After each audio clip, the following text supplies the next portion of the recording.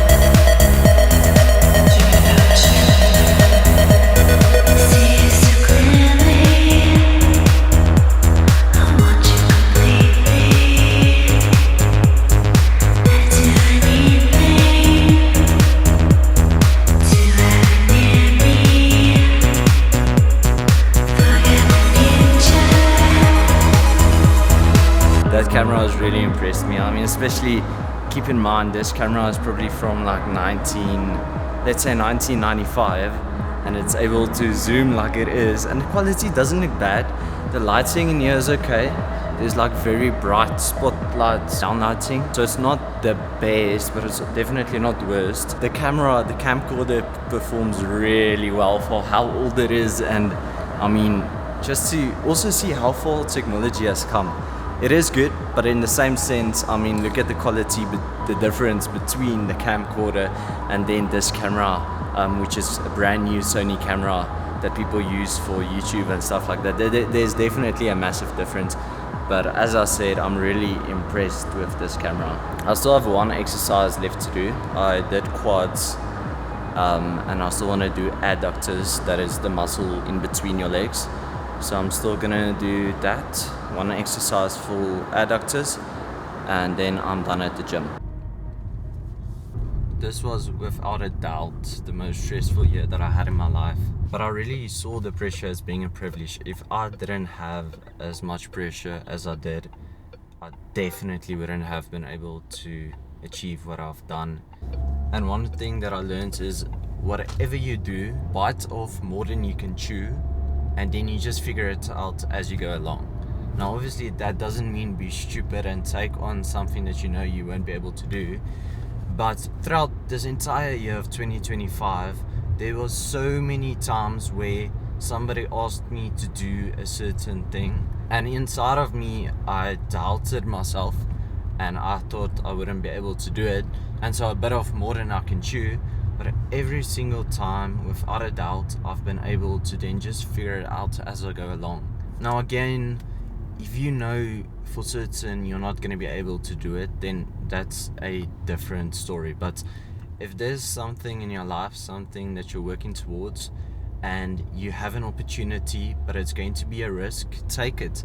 Even if it sounds unachievable, even if it's going to take a lot of effort, a lot of, I guess, luck. It's not really luck, but a lot of hope and luck to get you to actually achieve it.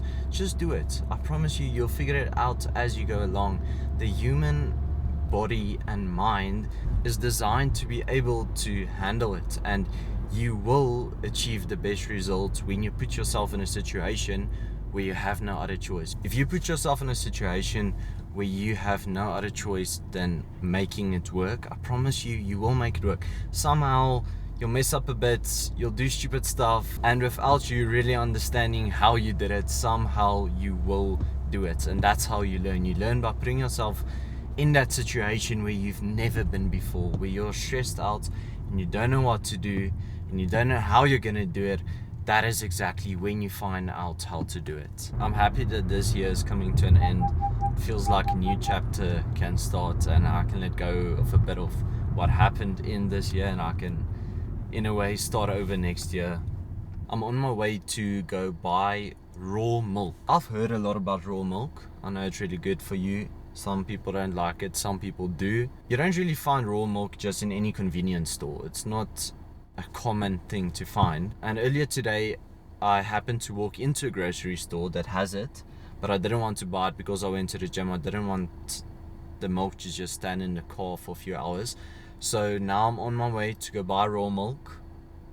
Hopefully it's going to be good for me. I'm hoping that it's gonna taste different than normal milk. Well, I say normal milk, the milk that you find on the shelves. If it's just gonna taste the same as normal milk, I'm gonna be really disappointed.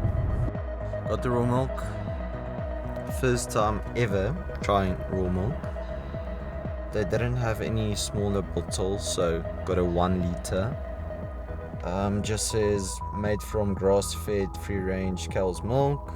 So the cows were grass-fed and free from antibiotics, growth hormones, animal byproducts, preservatives, and stabilizers. So that's the main reason why people take raw milk instead of the milk that you normally find, that we see as the normal milk, is because a lot of time there's hormones pumped into it. The cows weren't grass-fed. The preservatives is also quite a big one.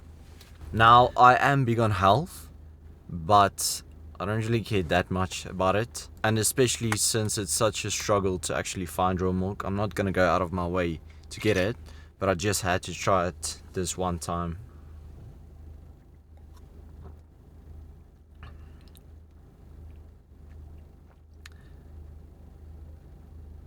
To be honest, It tastes like normal milk with less flavor.